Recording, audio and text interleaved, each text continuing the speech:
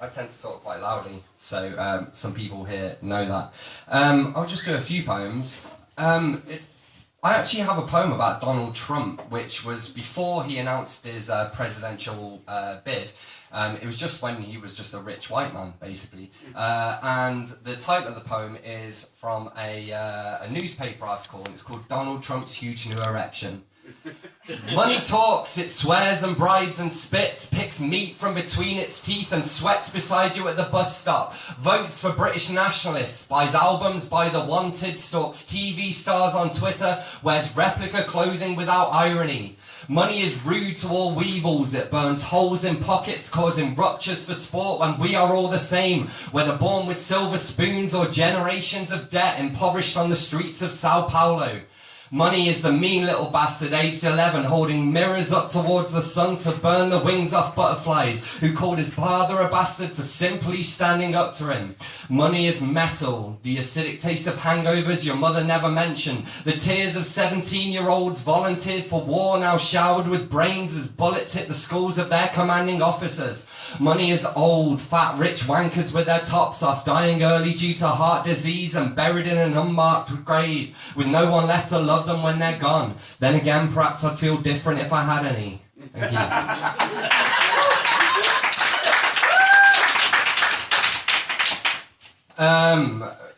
Jill did earlier, she did a little piece of sort of a tongue twister kind of style thing. And I can really see the point of trying to do that sort of thing to try and sort of, I don't know, get yourself in the zone. And there's this poem that I wrote about a year or so ago at Glastonbury, and one of my friends told me about the style of poem, which it's a univocalism. So basically, each stanza just uses one vowel. So you'll see as I go through it, it starts with A, E, I. And this is univocalisms. Had a grab manner, back sad and grand and all apparent, had a ask and ass and canvas lands that span grass and sand, and her sex needs respect, she entered reckless spectres, wrench wenches senseless, elected renders bent, brood egress wet entrenched, welded west, red defected, engendered, tested, resplendent end. Is it Ifrit's limit, his instincts illicit intrinsic, Ifrit's insipid ills, billing willing infringing mints, is Ifrit's sinking shilling in mini triffids, pinching crinkling Britishisms, go goodly or bold, got polos who told old dogs off, who sold gold on cold folds of thongs, hop on bottom smoky foods of cosmos, who go to moon rooms, snowy owls, sorry, guns, drugs, balls, goals, mulch up, burnt surplus, pump fulcrums, plum crunch, stun, frumpy drunks, fuck up, uncut, unhurt but stung, fun, sun, dumbstruck. Thank you. Yes.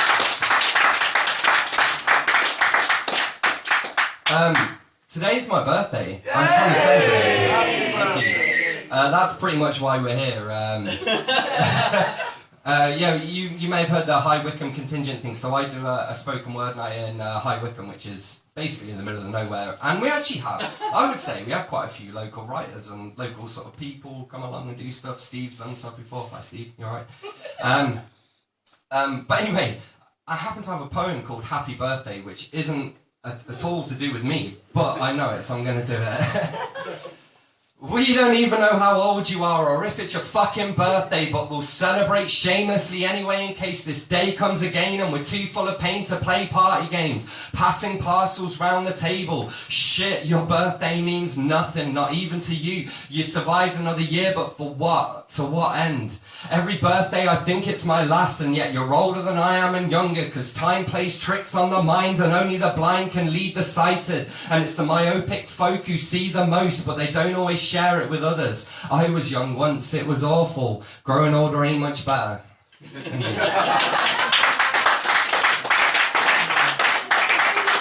a couple minutes?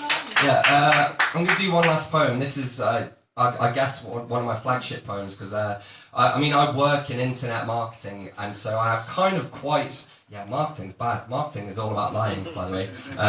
So you know, if you're a writer, you're pretty good at it because you can do that. But but yeah, this I guess one of my more political poems about internet freedom, and it's called Anonymous's White Mask of Freedom.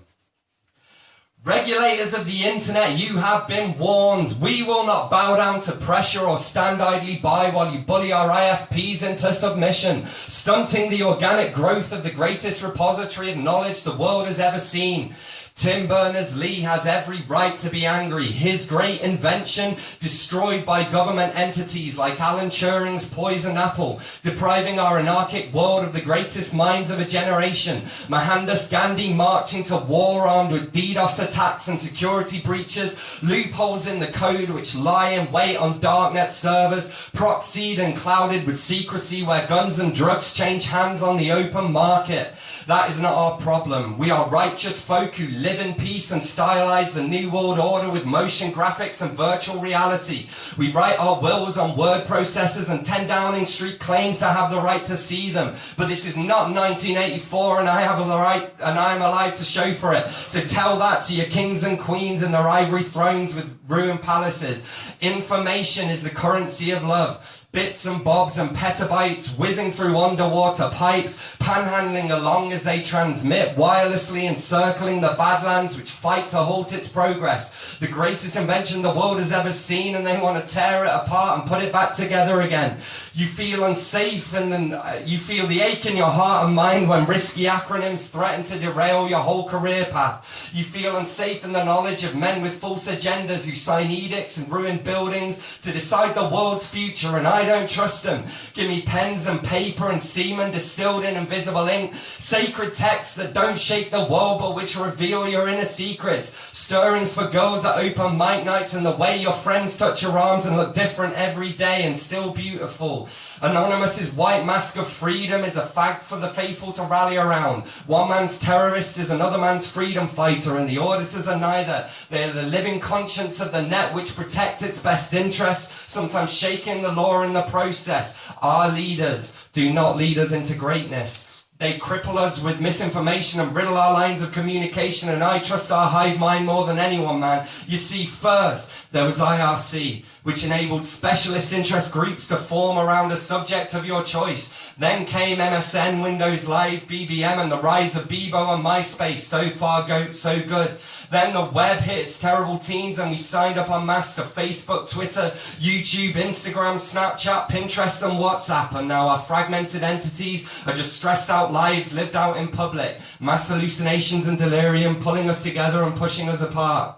Thank you.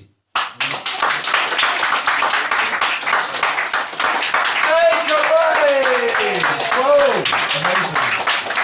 Okay, so now we're going to have